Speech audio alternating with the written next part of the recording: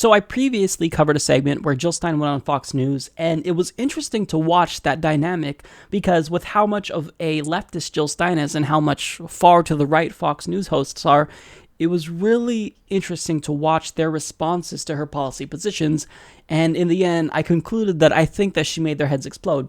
So she went back on Fox News, and I think she did the same thing. She calmly and articulately destroyed them. They tried really hard to make her look bad, and it just blew up in their face. Take a look. So we played a clip from you earlier, just a couple of minutes ago, attacking Trump for being warlike. And it seems to me that if you compare Trump and Hillary, Trump has supported no wars that I'm aware of. Hillary Clinton supported the war in Iraq, the escalation in Afghanistan, war against Syria, and of course she was one of the prime movers behind the killing of Gaddafi in Libya. On the question of war, aren't you closer to Trump than you are to Hillary?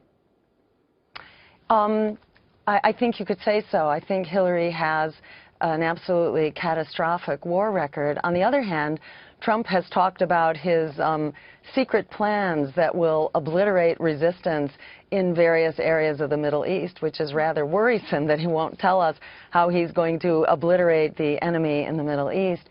And he's calling again for the strongest military ever. Right now, that military is eating up 50% of our discretionary budget. Almost half of your income tax is going to support the military. And these wars that have not made us safer, in fact, they're making us less safe.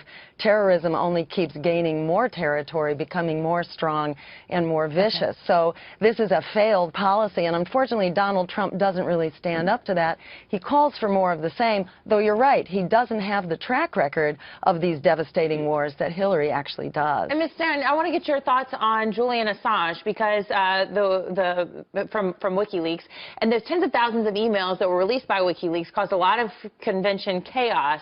Debbie Wasserman Schultz even booed out of a job almost. He was satellited into the convention, and he was deemed a hero. What does that mean?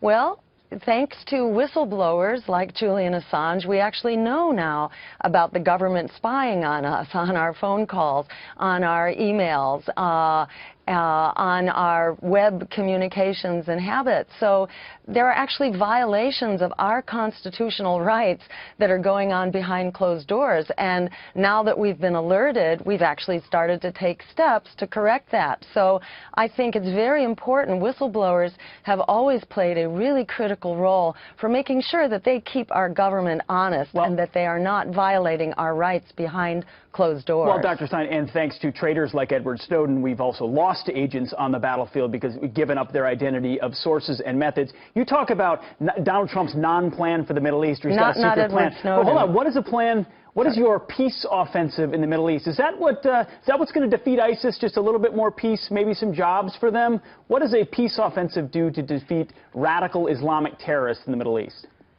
Well, first, let's remember we've spent $6 trillion. That's $75,000 I understand what's been done. What's your plan? So, well, I think it's important to be clear that more of a failed policy is not going to work. You cannot bomb terrorism out of existence. You have to starve it. You have to deprive it of weapons, and you have to deprive it of funding. So, unfortunately, our allies, and arguably the CIA itself, have played a role in providing arms, training, and funding.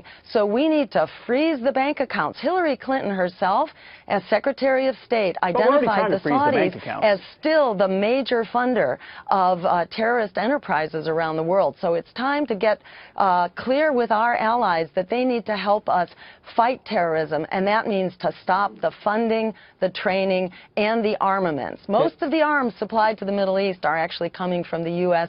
and our allies. We just sold $100 billion worth of arms to the Saudis, who can then distribute them wherever they like. So we can shut down this war because it's our weapons that have enabled it to be fought. So you mentioned our allies. Both candidates agree our key ally in the region is Israel. You support a boycott of Israel, and you describe the government this way as responsible for, I'm quoting, apartheid, assassination, illegal settlements, blockades, building of nuclear bombs, indefinite detention, collective punishment, and defiance of international law. My question to you is, do you think Israel is more an outlaw state than, say, Cuba is? Which is a more legitimate government? Well, let me say this. Our policy applies to all countries, right. And that is where there are flagrant violations of human rights, war crimes, assassinations, and international law, then we need to stop supporting those countries, to stop funding them. So we're calling for a level playing field here. Everything we say about Israel also applies to our ally Saudi Arabia, for example, or to Egypt. In the case of Israel, we are providing $8 million a day for an army, which is an army of occupation, which is in defiance of international law. So this isn't something that just I am making up. This is the actual statements of the United Nations and international law. But are you making a moral equivalence between Israel and Cuba, where there are gulags and jailing of dissidents? I mean, are you making that moral equation?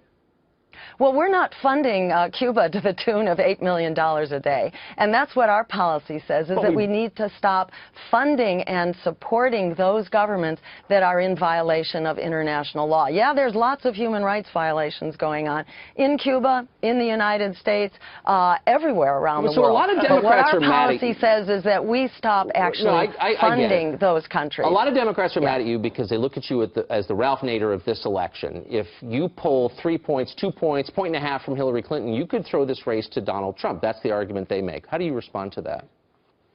Well, first, politicians don't have a new form of entitlement, an entitlement to our votes. They have to earn our votes. Right now, voters are not happy with either Hillary Clinton or Donald Trump. In fact, they are the most disliked and untrusted candidates ever. A poll today just showed both of them are distrusted by the American public overwhelmingly. And at the same time, the public is clamoring for more voices and more choices. That's what democracy is supposed to be about, and that's what my campaign provides in this election. So the first issue that I took with that is the host said Trump supported no wars that I'm aware of. That's not true. Take a look. Are you for invading Iraq? Yeah, I guess so. You know, I wish the first time it was done correctly. Gaddafi in Libya is killing thousands of people. We should go in. We should stop this guy, which would be very easy and very quick. Stop him from doing it and save these lives. Also, he supports a Syrian no-fly zone, which means that you try to ban Russia from flying over a certain area in Syria, and if they do fly over that area, you shoot down their planes, which could escalate to a new Cold War or potentially World War III. Trump supports this. Clinton supports this. Also, he pledged to ramp up the fight against ISIS and said he would consider using nuclear weapons against them. So Donald Trump, he does support wars. We don't have a record to look at with Donald Trump, as is the case with Hillary Clinton, but we have his words to go by. He's saying he's going to start wars and commit war crimes.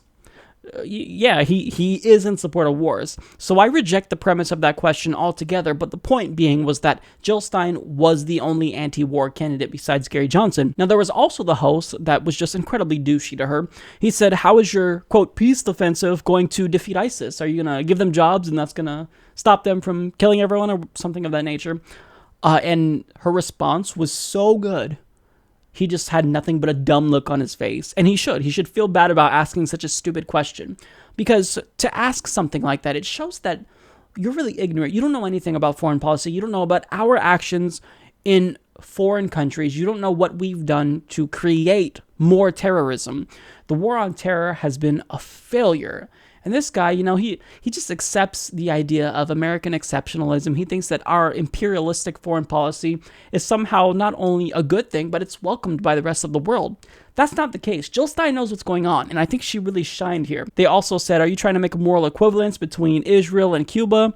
And her response, I mean, brilliant. She said, we're not funding Cuba to the tune of $8 million a day. That's what it comes down to, because we are culpable in things that our tax dollars fund. So when Obama launches these drone initiatives now in Libya, if that kills civilians, I feel guilty. I feel as though there's blood on my hands because my tax dollars that I'm paying is helping to fund that. If there were no tax dollars available, the government would not be able to drop bombs in Middle Eastern countries. So I feel as though I'm guilty somehow. But when we're not funding things like Cuba, is it bad that there are these human rights violations in Cuba? Absolutely, and I hope that they can open up their regime. But we're not funding that, so I don't feel guilty for whatever happens in Cuba. I do feel guilty for whatever happens in Israel, Because if they commit war crimes like their 2014 incursion into Gaza, which killed 80 to 90% of civilians, well, then I feel like I'm responsible for that because my tax dollars help to fund that. We give Israel $8 million a day and billions of dollars each year. I'm helping with that, and I feel guilty about that. And that's why I want to support Jill Stein, because I want to support the candidate that's not going to take my tax dollars and kill people with it. She's going to take my tax dollars and save lives by helping to create a healthcare system that is going to actually stop people from dying because they can't get medical insurance. That's going to prevent wars. That's going to literally save the planet with her Green New Deal. So, I'm sorry, but Jill Stein absolutely demolished them. She made them not just look stupid, but I think she made them look like shit, especially the guy who tried to get her and vilify her and try to make her policies seem stupid. Jill Stein has a way of articulating her policy positions in a manner that's not just calm, but she explains it in a way that I think a 5-year-old can understand it, even the idiots at Fox News, and she also makes them look stupid by showing just how much knowledge she has. It's brilliant. I absolutely cannot stress how much I love Jill Stein. She's phenomenal.